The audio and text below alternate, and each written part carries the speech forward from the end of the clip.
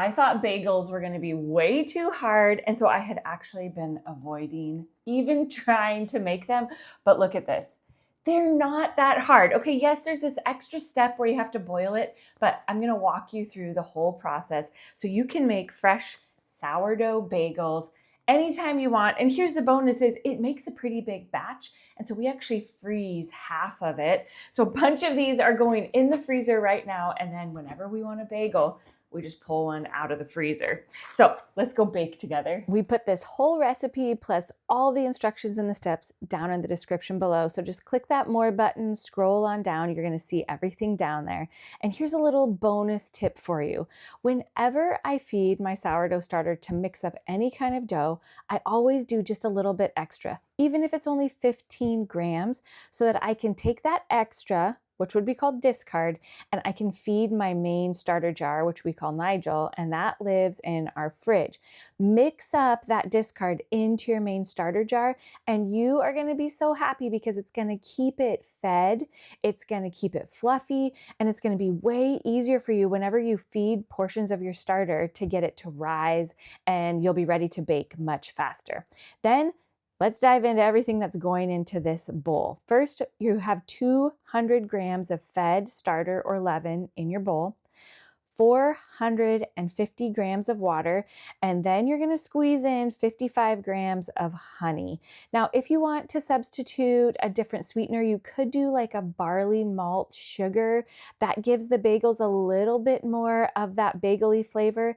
And then you need the diastatic malt powder, and you need 13 grams of that. Now make sure that it's the diastic, not the non-diastic. The reason why you want the diastic malt powder is because it still has the enzymes alive in it when it was extracted from that barley grain. And those enzymes are going to give your bagels better flavor, way better rise, and the texture that you want. So get that mixed in, and then we're going to add in 850 grams of bread flour.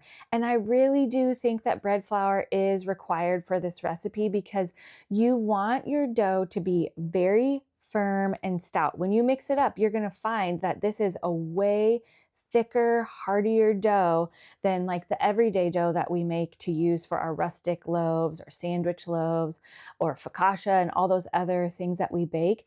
This one's very, very thick. So get that all mixed up. I love using my Danish dough whisk. You could, of course, use a stand mixer if you have one, but you want to just get this to the point that all of the flour is picked up. If you are using a stand mixer, don't over mix it. You want the sourdough wild yeast to do all the magic on your dough. You don't want to over mix it. Once you get that dough where it has picked up all of that flour, it still looks a little bit shaggy, that's okay. Then you're going to sprinkle 20 grams of salt over the top of that dough. Then we're going to cover it and we're going to let it have that first 30-minute rest. Now we're going to go into your stretch and folds just like you would with your normal everyday dough. We're going to do 4 total stretch and folds over the course of 2 hours.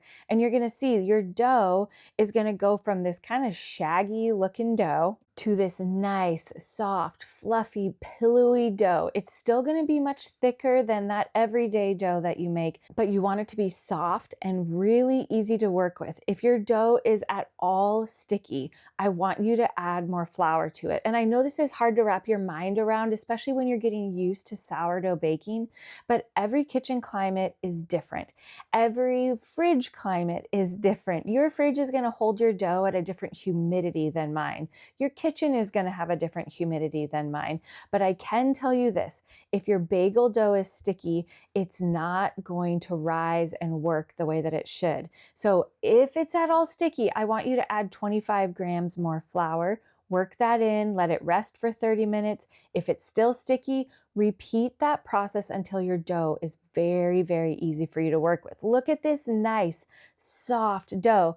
I have my bowl of water there, but honestly, by the time I get to these 3rd and 4th stretch and folds, I don't even really need to use it. Now, what I am looking for as I'm doing these stretch and folds, especially because this is a thicker dough, is I'm wanting to make sure that there's no little flour balls or pockets of flour in my dough. If you feel one of those, and it's so crazy because you can feel feel it straight away. If you feel that little ball of flour in there, rub it between your fingers and work it out because you don't want that stuck in there. You want it to be really soft, easy to work with. Look at this nice, beautiful dough. And the cool thing is that diastatic malt powder makes the dough smell like you can already smell that this is bagel dough. Once you've finished that final stretch and fold, you're going to make sure that your dough is in an airtight container, which I use this bowl. I put a piece of plastic wrap over it and then the lid, and this dough then needs to proof in your fridge overnight. Then the next morning, that's when you're going to shape your bagels. And I will say bagels take a little bit longer than some of the other sourdough recipes because the dough needs to proof overnight. Then we're going to shape the bagels and they also need to proof overnight. So it really is a 3-day recipe, but there's just a lot of waiting in between. So make sure that you make your dough ahead of time. Now, when you're going to shape your bagels, get a large baking sheet out and you're going to dust it with cornmeal. Now, I tried using parchment paper instead of the cornmeal and it just doesn't work. The bagel dough sticks to the parchment paper and it makes it really hard to transfer it into the boiling water. So use the cornmeal. Now, when you go to shape your bagels, you're going to use 135-gram pieces of dough, and this makes 12 bagels. You're going to take that portion of dough and you're going to pat it out so that it is in kind of like a rough rectangle. Then you're going to roll that rectangle up and you're going to roll it just like you used to roll Play-Doh so that it turns into a long bagel dough worm. And I really love that Parker is helping me show you how to make the bagels because he loves bagels so much. And it is why the bagel recipe got bumped to the top of the list because he said, Mom, I would love to have our own bagels. So as you can see, you're rolling that out until it reaches about the length of 2 of your hands because you're going to roll it around your hand and you're going to roll the end together so that it's nice and smooth. Now, we tried some of the other bagel shaping methods where you make a ball and you just puncture a hole in it. We didn't feel like it made the best bagels, but there's other techniques. This one is our favorite. Once you connect those 2 ends, roll it again so that it's really nice and smooth. And you can see, well, I'll show you later once we make these, what happens if those ends aren't connected very well. Then make sure that your bagels are setting on their baking sheet. They're ready to proof. It needs to be airtight. Put that baking sheet in your fridge overnight. Once they've proofed overnight, this is the setup that you need in order to boil your bagels. Start by preheating your oven to 500 degrees with a metal pan in there full of water. That's going to act as your steam tray. Then once your oven hits 500 degrees, have a pot of boiling water. You need a rack that you can place the bagels on after they've boiled. You want to have any toppings that you're going to put on your bagels ready to go. And then a baking sheet with parchment paper this time, because that's where the bagels are going to go so that they can bake. And here's what your bagels should look like once they have proofed overnight. They should have fluffed up. And you can see we tried all sorts of different shapes. We wanted to see, did we like them when they're a little bit more fat? Do we like it with a bigger hole in the middle? We're going to show you what they all bake up like.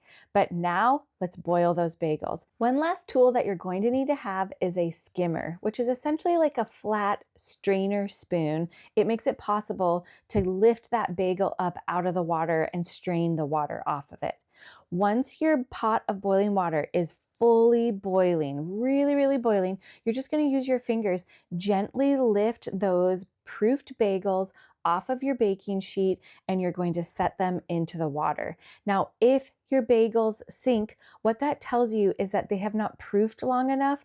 Pause, don't do anything. Let those bagels keep proofing on the counter for another hour or 2. Now, if you put them in the water and they're floating beautifully, just like these are, you want to let them boil for about 40-ish seconds per side. Then use that skimmer spoon to tip it over so that the other side can boil. Now, I don't put anything in the pot of water. There's lots of people that like to put the barley malt or a little bit of honey into the water. They say that it changes the color of the bagel. Go ahead, you play around with that. I didn't feel like we needed it. The thing that I felt like was the most important was making sure that my water was boiling really strongly and making sure that the bagels actually got 40 seconds per side.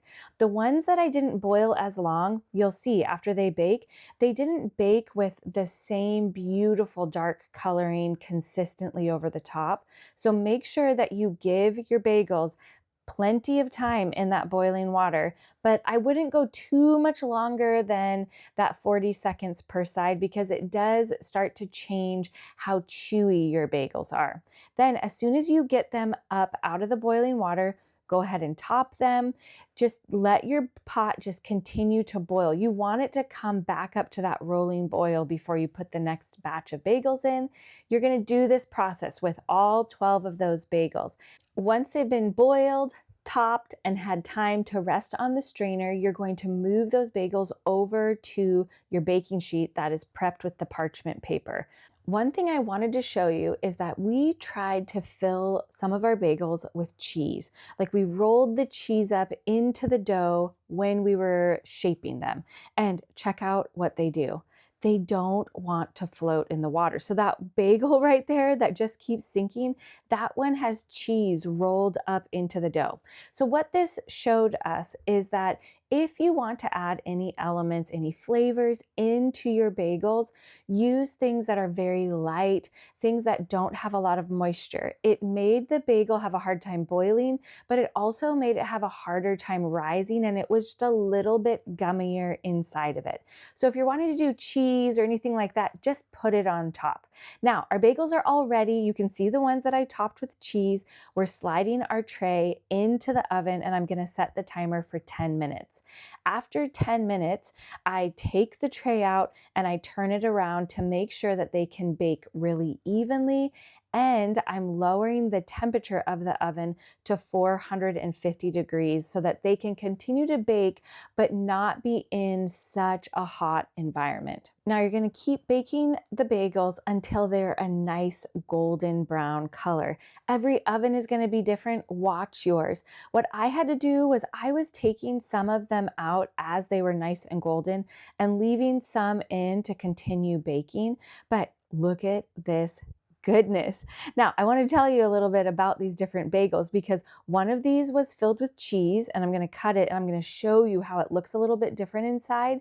Some of these I didn't boil for as long, and you can see they just did not bake up as like perfect golden. So make sure that you're really consistent with getting that 40-ish seconds per side.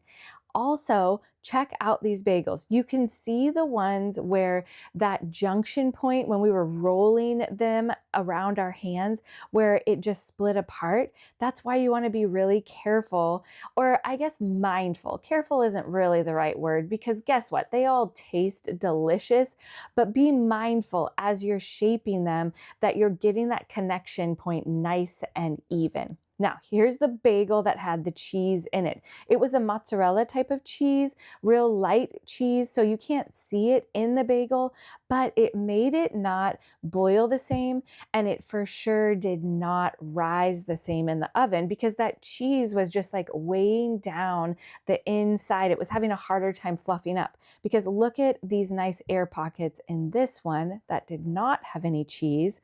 It's perfect. The bagels are delicious. They're light and fluffy, but they still have a bit of that chewiness to them. And when you toast it, the outside gets a little bit crunchy. What we have found is that we eat some of these fresh, and then the rest of the batch goes into the freezer. Whenever we want to have a bagel, we pull one out, we microwave it for just a few seconds, or if you have time, you can let it come to room temperature, slice it, toast it, and have the most delicious bagel sandwich or bagel for breakfast. Now, friend, if you love baking or gardening, or maybe you're just new to baking and you're trying to figure it out, I invite you to join us at our Family Table membership here on YouTube. We go behind the scenes, we show you what we're working on, we invite all of your questions in our monthly family table live. Only members show up there, and we get to dive deep into anything that you might be trying to figure out, whether it's baking or gardening or whatever it is that's happening. We're here to cheer you on. We can't wait to hear what you're filling your table with. Have so much fun baking.